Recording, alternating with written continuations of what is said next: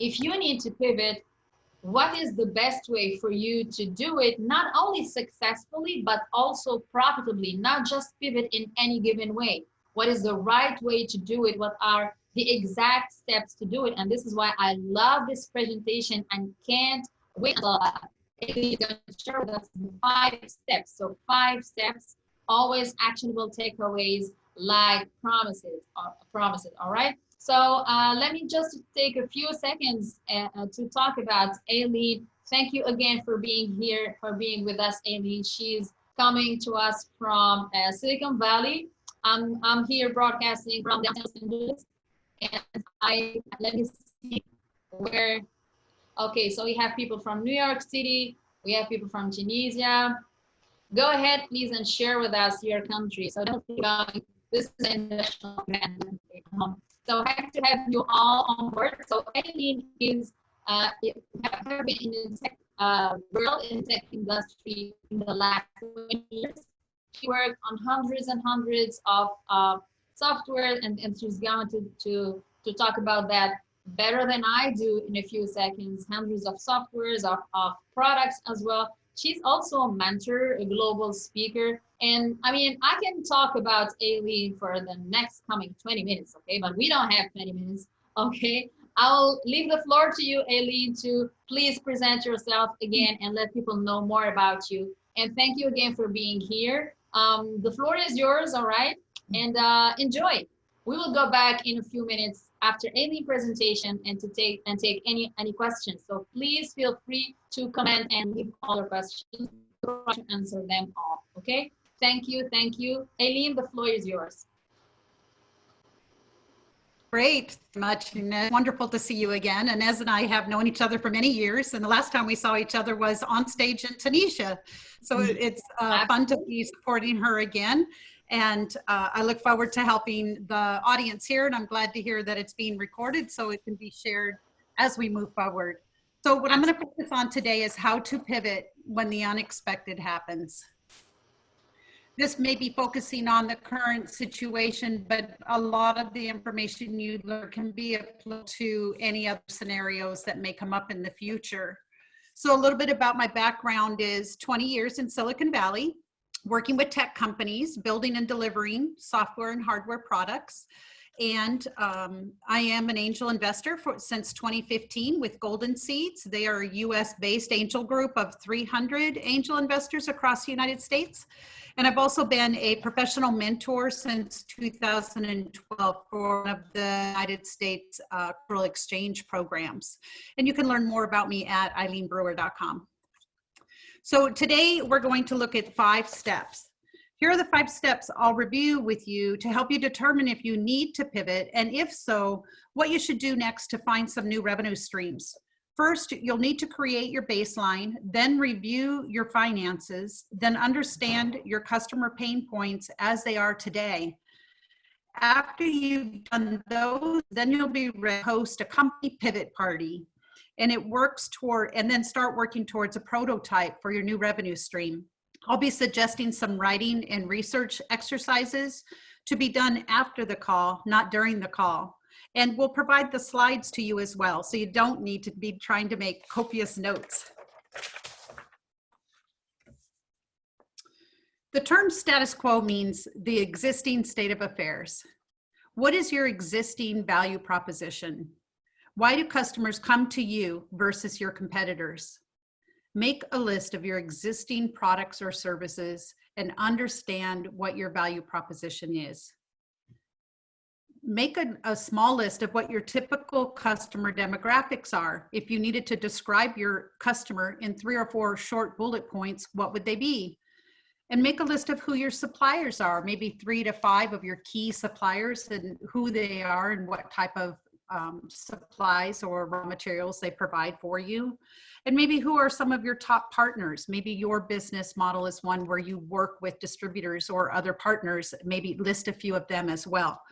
This exercise should only take about 10 to 30 minutes at the most to complete. And the purpose is to have a baseline and the lists available to share during your pivot party. Now, take some time to really understand the problem you want to solve. And it's possible that you might have more than one problem right now.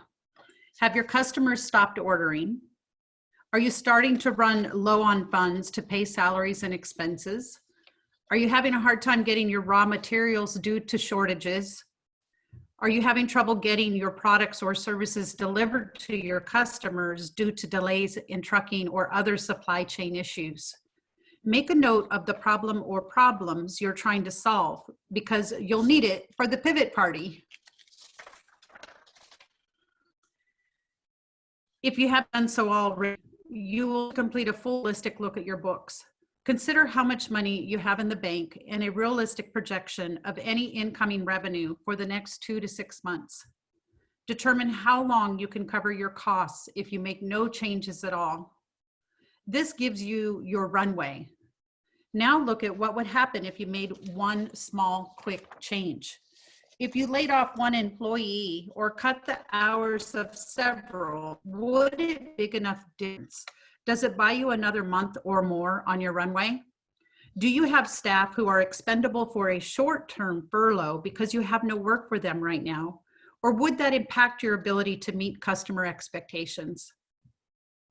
You need to know exactly which products or services are generating revenue for you today and stop all efforts on the ones that are not bringing you any revenue right now. If you are able to reduce costs by cutting some hours or stopping a product line or service, you might be one of the lucky ones that doesn't have to dig further. However, if that is not the case, let's talk about what else you can do.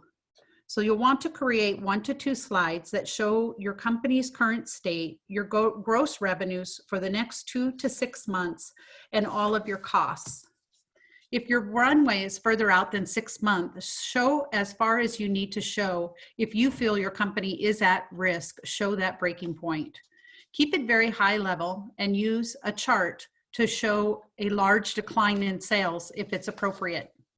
Every company on the stock market releases a public report every year that discloses this type of information, so it's not a novel idea to disclose this data to your employees. Show the impact if you made some slight staffing changes, no names or individual salaries, just a high-level view of how those changes would impact the runway.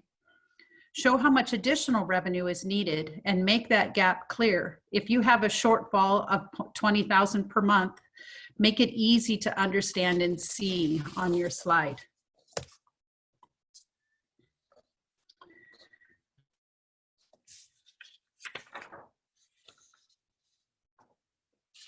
Now that you know your problems, let's find some solutions.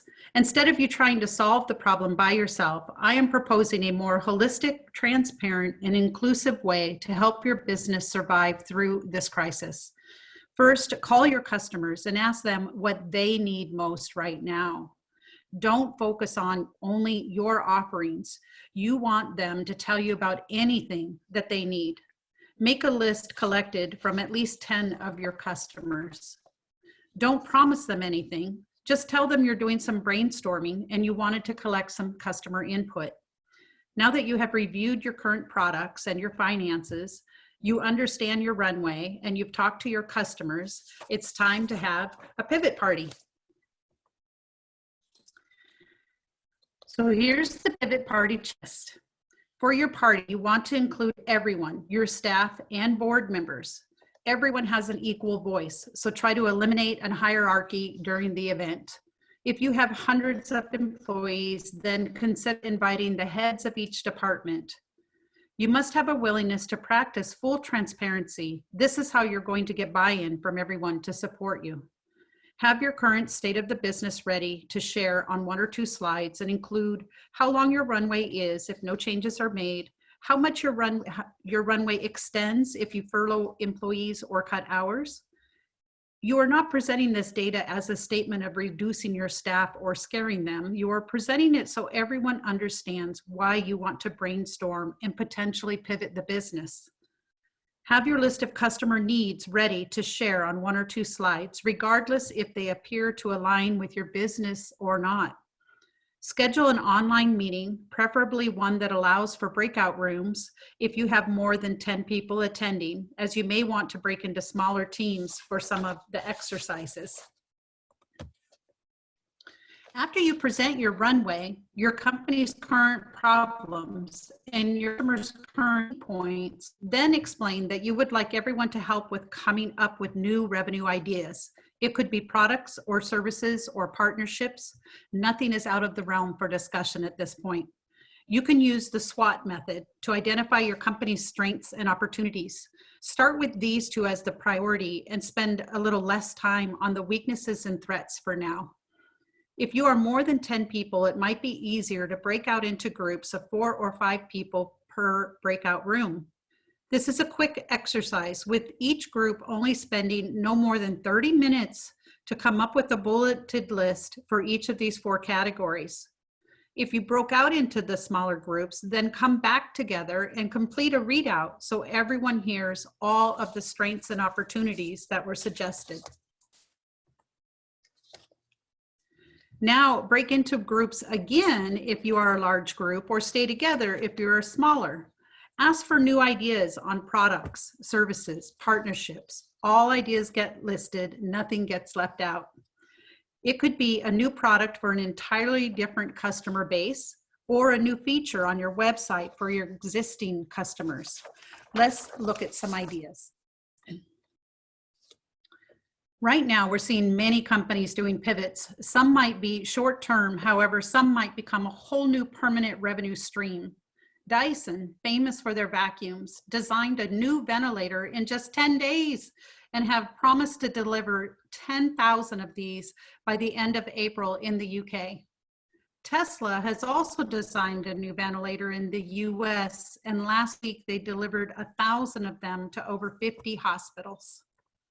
Dozens of distilleries whose normal business model is making alcohol beverages are now making hand sanitizers by the tens of thousands of bottles.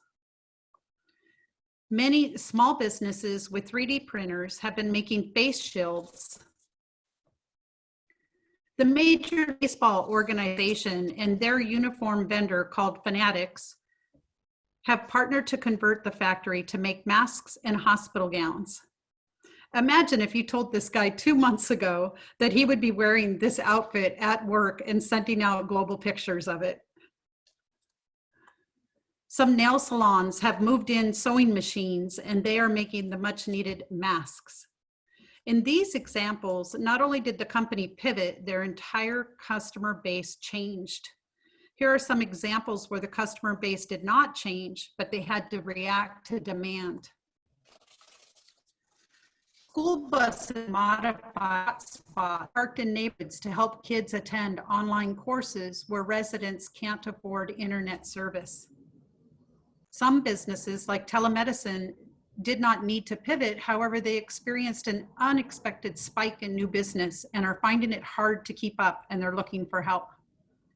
Now, you may not have a factory or a machine shop. However, you might have other ideas or be a supplier or partner to a business that is able to provide a new solution. Think about what your customers need most, compare it to who you have in your network and what your business could offer, and be as creative as possible. You will need to make some slides to prepare for your pivot party. Ones that I might have already mentioned earlier. I'll repeat because it's always good. Company current state runway. What are your revenues and what are your costs, so that everyone can see where you are today. Show the monthly gap, how much more you need to get back on track, or other problems like supply chain issues if you have them. Show your impact if slight staffing changes were to be made, and show the impact if new revenue were to be generated. So you would have one slide with current state, and then you would take that exact same data and make a second slide and change the numbers and say, if we were to have a furlough or to reduce hours, this is how it impacts us.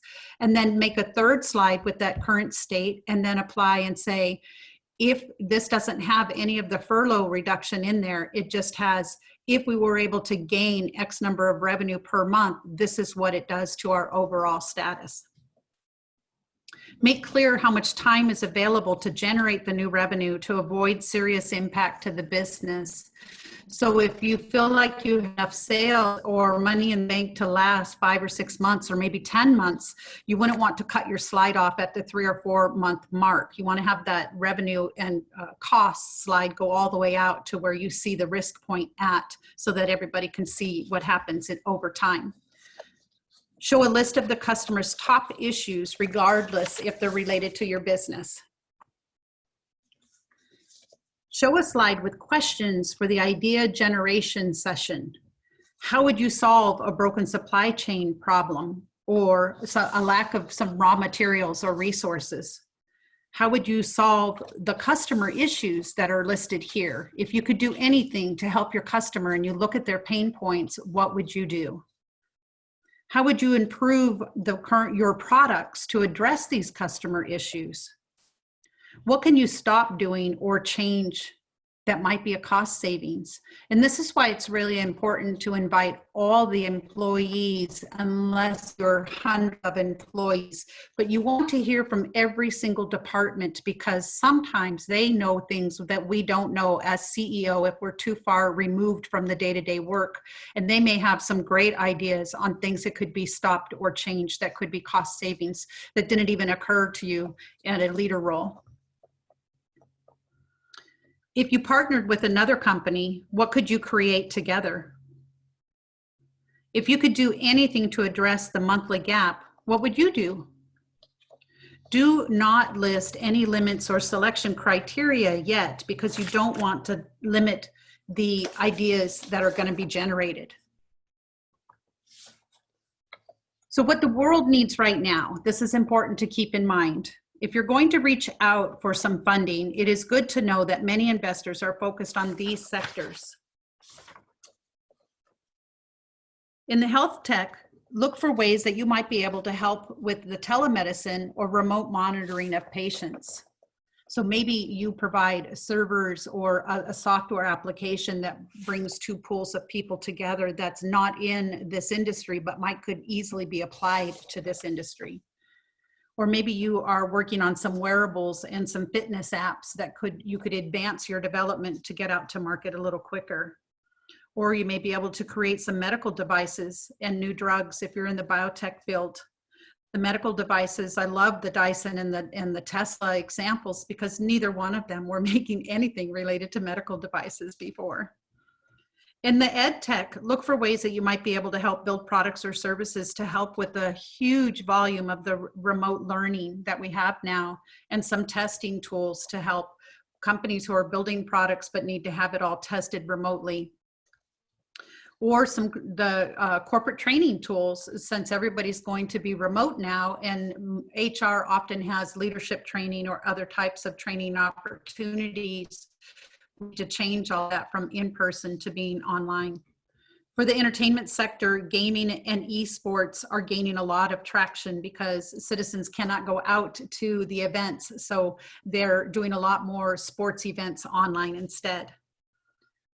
Can your business segue into anything related to the home delivery methods, which have skyrocketed, or any type of digital content consumption?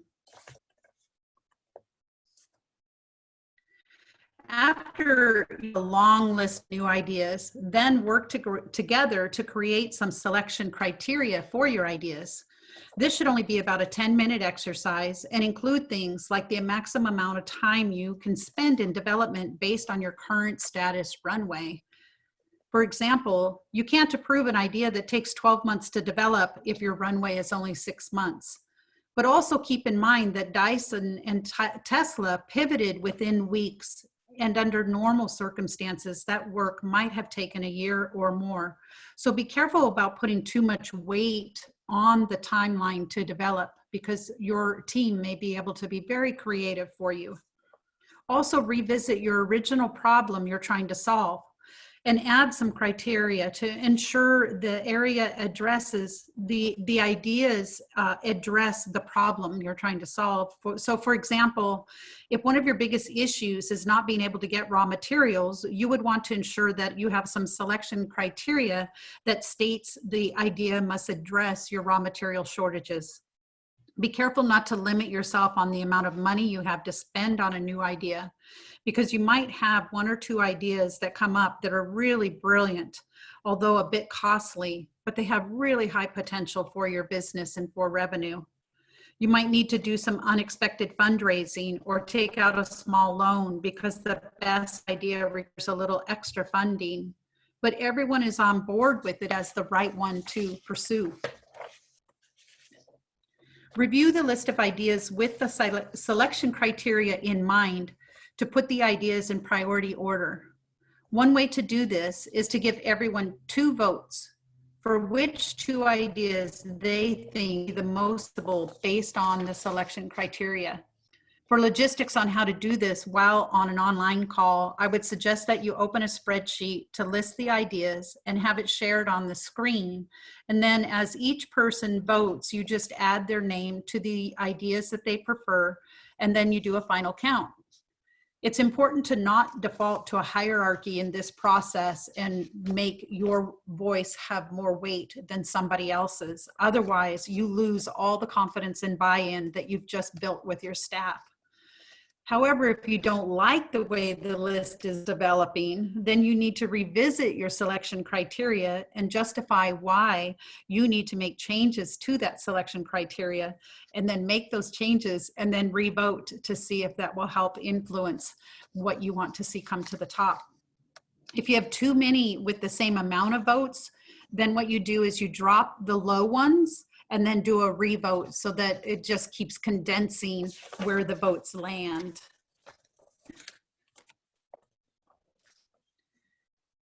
From your prioritized list, you should be able to agree upon 1 or 2 of the best ideas to pursue.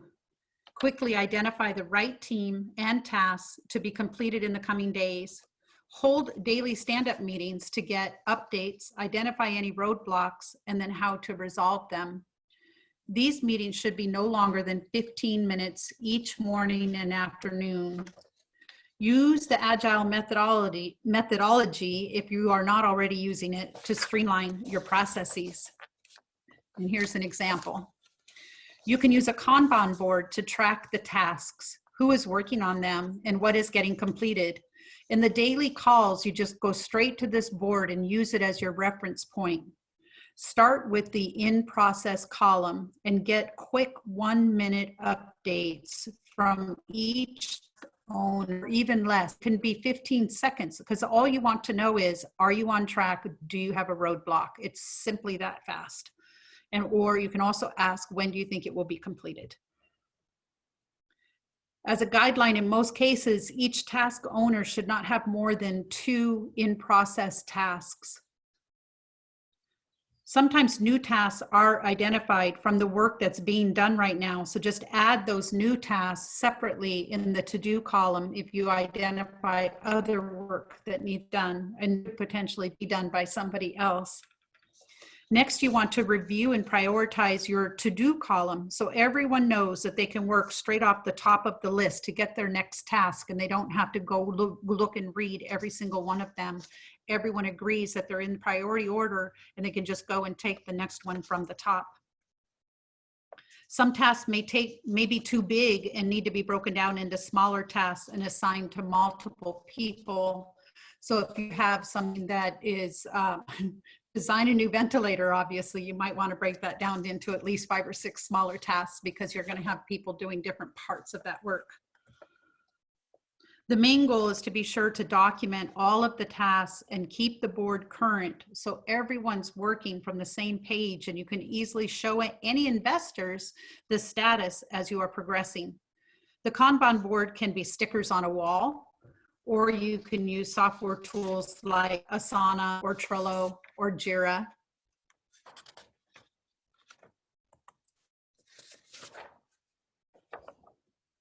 If the team decided on an idea that requires extra funding, it's your job to go out and find that funding. Oh, darn.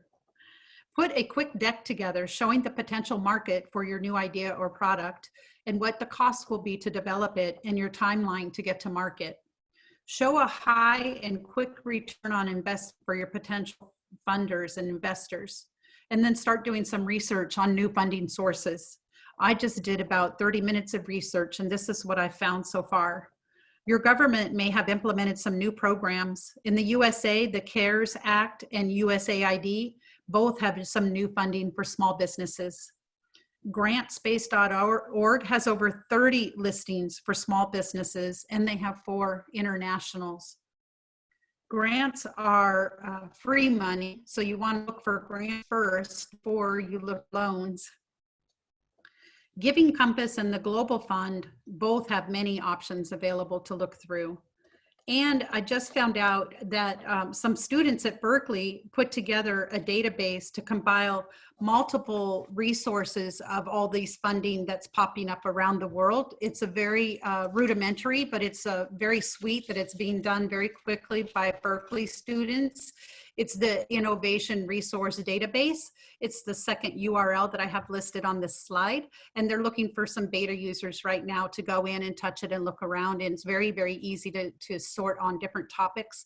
So I think that'd be a great place to look for your funding as well. So now you need to get to your minimal viable product as fast as possible. Keep it simple, and ugly is perfectly okay at this phase. We're not trying to put out a perfect product right now. It's your prototype, and you need to get feedback as fast as possible. So you might even need to be reaching out to new customers if your product doesn't align with your existing customer base. So if that's the case, you should have a team member assigned that's working on generating some new customers while the MVP is being built. So as soon as you have something to show, you already have some customers lined up to look at it. So you want to make changes as quickly as possible on your customer feedback. This is the iteration process. So you want to be very open-minded to hear that feedback and iterate as you go. You want to price your new product or service based on ethical pricing practices. It's really important. You do not want to be perceived as gouging or taking too much of advantage of a world crisis. Have your sales team start selling the product before your final version is done so that you have a pipeline of orders waiting. The time to market is critical. You must move quickly and be willing to continue to make updates as more customers are able to use your new product and give you feedback. So here are the 5 steps I presented today to help you determine if you need to pivot, and if so, some ideas on how to execute a pivot quickly and successfully. Once you are done with these exercises, you should know what problem you're trying to solve, whether or not it's a lack of sales or broken supply chain or something else. You should know your runway, how long you can survive if you do nothing at all. You should know what is most needed by your customers in today's market. You will have engaged your team to participate in to find some new ideas and services, and you will have built a prototype and collected feedback as fast as possible. So with that, I'm going to go ahead and say, let's open it up for some questions. Okay. Let me go back. Thank you, Eileen. Thank you for sharing.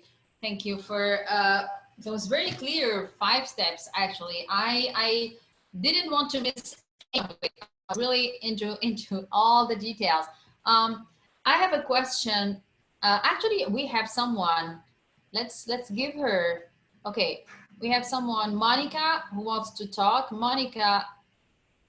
Okay, I hope you'll be able to.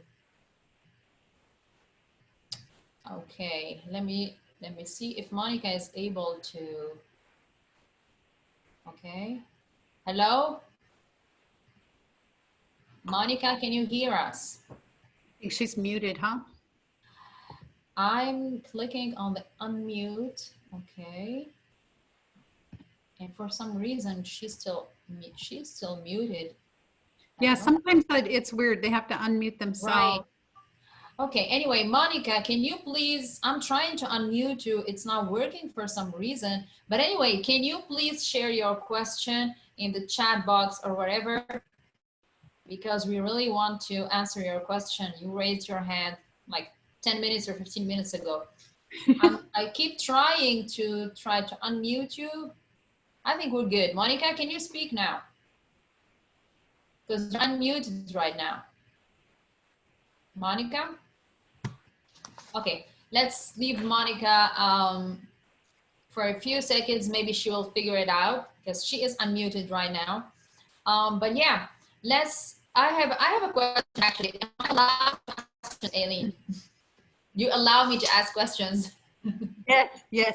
Your audio every now and then cuts in and out, so I might ask you to repeat it if it cuts. Yeah, please do, please do. Okay, so my question is, first of all, before the question, I like the party concept, the pivot party. So I love the way that you're trying to make it look positive, although it can be dramatic for some companies, it can be a very difficult moment for some companies, even sad moments. So the way you're presenting it, it's just like a lifesaver for the company. So we want to bring everyone together and not focusing on the negative side of it, but the positive possible outcomes of it. And I get it, and I love the way you're naming it, the pivot party, okay? But my question is, what if during this party, some of the present employees raise this, issue of fear? They somehow, I remember somewhere you talked about the staffing issue and how we can restaff and how we can, basically it means that we can let some people go, right? This is what it means. And then we can, you tell me, if ever in this pivot party, you feel like people are afraid and then they're not focused on like finding the right product or the pivoting in itself, they're focused on their own fears. And this is legit, 100%. They can be afraid of losing their jobs. And then this might also influence even the ideas that they're going to share. Do you see what I'm going with that? Oh, sure. And I will say that based on handle that. So based on my experience working in many software companies and corporate environments, employees get very disgruntled when there's no transparency. Mm. And they would much rather know the truth, no matter how painful it is, than to not know what's going on. Nothing is more irritating and causing agitation at the individual contributor level than no visibility into what's happening behind the doors, especially in climates like today or in climates where layoffs are happening at companies all around them. Everyone would much rather know. I've sat in these meetings and I've seen leaders say that we are at that point where we're going to have to make a 5% cut in resources, and it will happen over the next 6 to 12 months. And I'm telling you, employees would rather know that than not know it, because when the rumors fly, the rumors are exaggerated and all of a sudden it becomes 20 and 30% layoffs. So I think that everyone will find that the employees will appreciate the authenticity and the transparency, and will see that, okay, what my boss is telling me is that if we laid off people, this is what the runway is. But what my boss is also saying is, I'm here today to say, I don't want to lay off anyone. I don't want to cut anybody's hours. I want us to collectively try to figure out how else can we make money so that we don't have that. Right. And there's a more buy-in and saying, okay, I don't want to lose my job. I don't want my friends to lose their jobs. Let's figure out what we can do to help the company. Yes, but it needs a lot of patience, and I need a lot of, it's demanding for the business owner, for the CEO to manage the fears of other people, and to manage oneself, fears and concerns, and so you manage both people and yourself at the same time. I like the idea of transparency. Definitely, I like it. So we have a question here. Obviously, Monica was trying. She has some issues with her audio setting or something, but at least I have her question. So she's saying, why should everyone have everyone's voice should have the same weight? Because you insisted on that. I remember twice or 3 times. So why should they have the same weight? Like you're saying, basically, like the manager, the CEO, and the members of the board should have the same weight. Voices should have the same weight, right? So one of the main reasons why is because you need buy-in, because the next thing you're going to do when you choose an idea that you want to implement, you're going to have to move as fast as possible. And that means that you're going to ask employees to work way more than 8 or 10 hours a day. You're going to ask employees to work all night. You're going to ask them to work weekends. You're going to ask them to get way outside their comfort zone. You're going to ask them to do work they've never done before. You're going to ask them to start building something they've never built before. They're going to have low confidence in themselves, and they're going to be frustrated, like, why are you asking me to do that? So again, it's about that buy-in and that collective buy-in.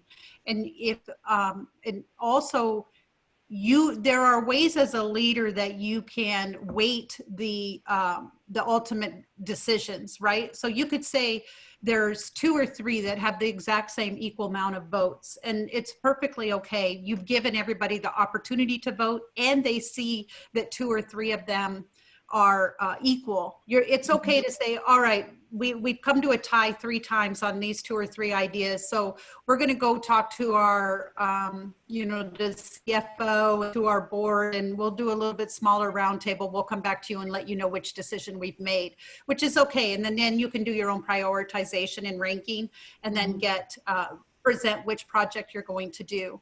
But another advantage to having everybody have equal is that sometimes when we're the boss and we mandate what we think should be done, it's not the right move. It's not the right action. And your employees know that. I mean, all of us, I hope, I know I have, we've sat in businesses and we've watched leadership make bad decisions. And I've seen it, and I'm like, why are you going down this path? This is the worst choice for this company. You should not be doing that right now. If you would have only asked us individual contributors, we could have told you this wasn't a good way to go. And here's the reasons why it's not a good way or a good direction for the company. So that's another reason, is that you give your employees the freedom to speak up and feel safe that they can speak up and say, this is the reason I think ideas, that idea. Have those discussions. And if you enforce a hierarchy, your individual contributors won't speak up, or even a head of a department won't speak up if they feel that that's being controlled. All right. Let me see if we have other questions. Okay. Let me see if we have other questions. So Paul is asking you if you could go very quickly through the 5 steps, obviously not going in depth and redoing the presentation, but just reminding, maybe he wants to take notes or something. So can you go over the 5 steps very quickly, like how to pivot without going in depth? Can you do that? Sure. So the first thing you want to do is the status quo. You need to understand exactly where you are today. Like, what products are you building? Make a list of the products you're building, make a list of the customers that you have, your top customers, make a list of the strengths. No, sorry, that's not here. Your products, your services, and who your top customers are and who your top suppliers are. And review your finances and could get a complete, true, realistic understanding of how long you can last if you make no changes right now based on your current revenue and your projected revenue against your projected costs, and how long will you survive. And then interview your customers and ask your customers what their needs are, regardless if they align with your business or not. You want to know what your customer pain points are, because they may bring up something that you could solve that's not in your current market right now. And then you're going to have a pivot party where you actually bring all your employees and boards together, and you're going to provide this data that I went over, and then you're going to ask them to help generate ideas, and then you're going to apply the selection criteria against those ideas, and you're going to choose the best 1 or 2 things to move forward with.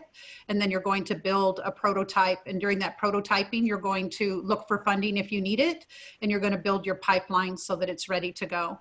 And you're going to continue to receive feedback from your customers as you go to market. So I noticed that the word customers keep coming back in all of the steps. So this is definitely a customer-centric approach, isn't it?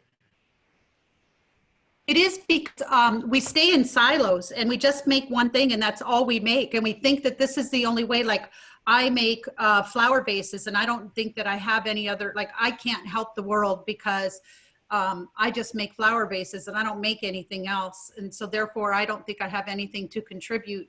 But if you go and you talk to your customers and you talk to your suppliers and you figure out what everybody's problems and their needs are, it's very interesting to see that all of a sudden that you could just change your manufacturing line and put some new molds in there and you could be making something entirely different that's usable. But if you stay in your own box of what you make and who what you currently sell to your customers, and you don't open that box and you don't open up the ideas, you don't get the opportunity. Just like in the examples that I gave, I mean, who thought that we would walk into nail salons and there'd be a sewing machine on every desk and they would be making masks, right? Absolutely.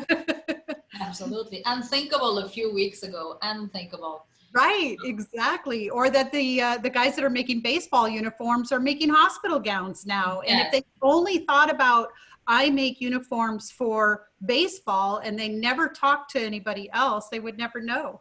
Absolutely. So definitely we go back, always we go back to customer needs, and always we go back to a customer-centric approach and feedback and keeping communicating with customers during the crisis. Right. I'll even take it one step further, because you may be coming up with a product that's a whole new customer base that you don't have today.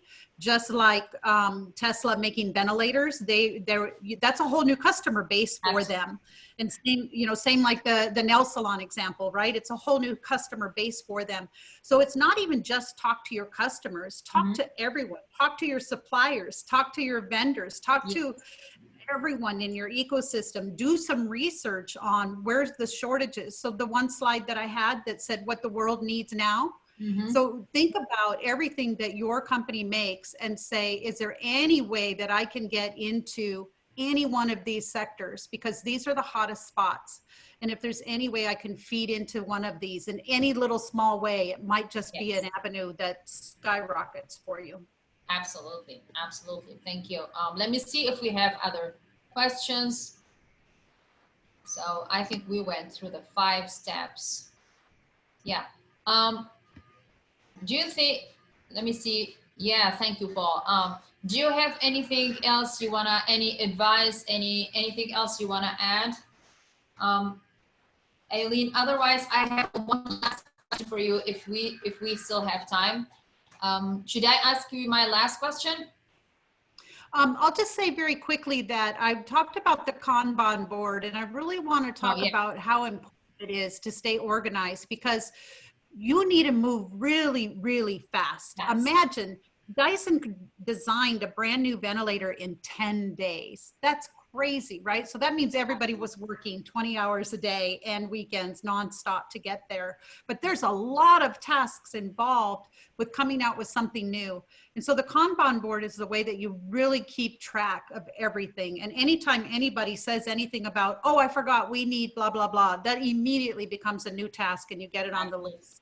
And you start prioritizing it. So one of the roles of leadership is also to constantly be grooming that to-do list and making sure it's in the priority order. And then if you know certain tasks can only be done by certain people, you can put the owner name on that task while it's in the to-do column. But if anybody can do it, you would not put a name on it yet. So the next person who has some free time just grabs the next one off the list, right? Yeah. Then one last question. Do you think that there is a specific period of time, like we need to fit in this period of time to pivot, maybe 1 month or 2 months, or is there any period of time that is specific, or like we need to pivot in 1 month, 2 months, or 3 months, or otherwise it will be too late? Or is there anything like that you can? Yeah, time to market is critical. Time to market is very, very critical, because you're going to have hundreds, if not thousands, of businesses around the world working really, really hard right now on this exact same topic.